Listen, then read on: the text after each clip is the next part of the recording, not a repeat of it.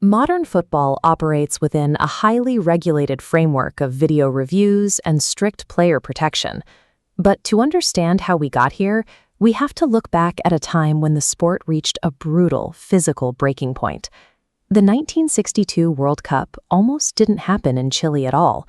During the 1956 FIFA Congress, Argentina was the clear favorite to host, boasting massive stadiums and a booming infrastructure. Chile's delegation, led by Carlos Ditborn, countered with a radical appeal to humility, arguing that the country deserved the tournament precisely because it lacked those resources, leaning on the famous sentiment, "Because we have nothing, we want to do everything." Then, on May 22, 1960, the Earth literally split open.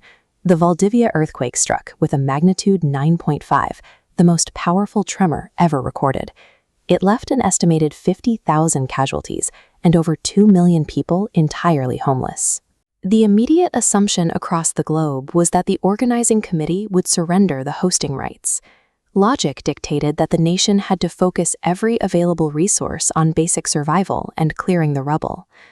The disaster reframed the tournament as a tool for national recovery, a way to manufacture morale in a grieving, fractured population.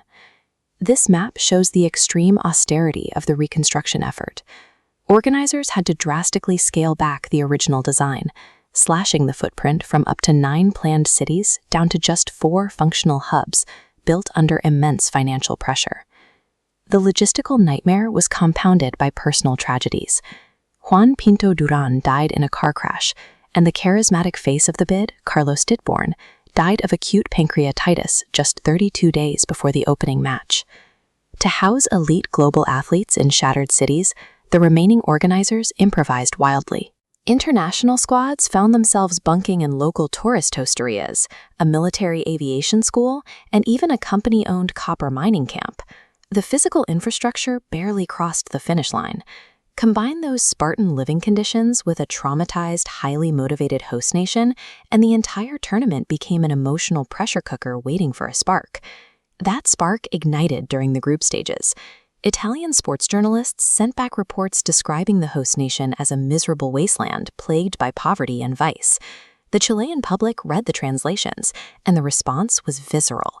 When Chile faced Italy on June 2nd, the match rapidly devolved into a series of unpunished physical assaults. Players fractured noses and delivered flying kicks. Local police had to physically drag athletes off the grass in an event dubbed the Battle of Santiago. English referee Ken Aston was trapped.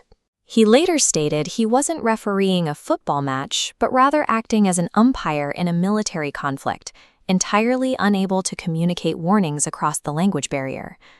Aston realized he needed a visual, universal language to signal sanctions instantly. This exact breakdown in authority led him to invent the yellow and red card system. The absolute worst display of on-pitch violence in World Cup history forced a massive regulatory correction.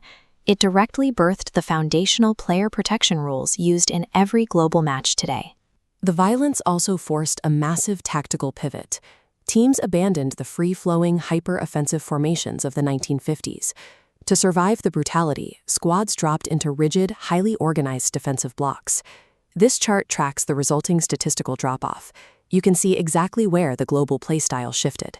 In 1962, the tournament average plunges below 3 goals per game for the first time in the competition's history. This diagram illustrates an anomaly. Colombia's Marcos Call lines up a corner against Soviet goalkeeper Lev Yashin. Call strikes the ball, applying immense curve. A defensive miscommunication leaves the near post exposed, allowing it to bounce in, the only Olympic goal in World Cup history. With organized defense now the norm, individual technical brilliance wasn't enough to coast by. Attackers had to wait for minute tactical errors and execute flawlessly under extreme physical duress. Even the strongest squads faced catastrophic structural failures. In their second group stage match, Brazil lost their superstar forward, Pelé, to a severe muscle injury, theoretically gutting the favorites' chances at a title defense. Instead of folding, Brazil leaned on their depth. Amarildo stepped off the bench to seamlessly fill the scoring void, while Garrincha entirely absorbed the team's creative burden. Garrincha became the focal point, mixing unstoppable dribbling with eccentric behavior. During the quarterfinal against England, he was the only player laughing when a pitch-invading dog urinated on an opponent. He found the moment so charming he adopted the animal after winning a bet among his teammates. That same chaotic energy nearly cost Brazil the tournament. Garrincha earned a red card in the semifinals for retaliating against relentless fouls. The panic over losing the tournament's most entertaining player was so high that Chile's president formally petitioned to let him play the final.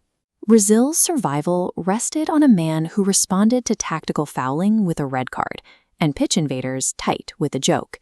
This shift forced the team to rely on Garrincha's unorthodox individual talent to navigate the highest levels of pressure. In the final, Brazil systematically dismantled Czechoslovakia's disciplined defensive strategy.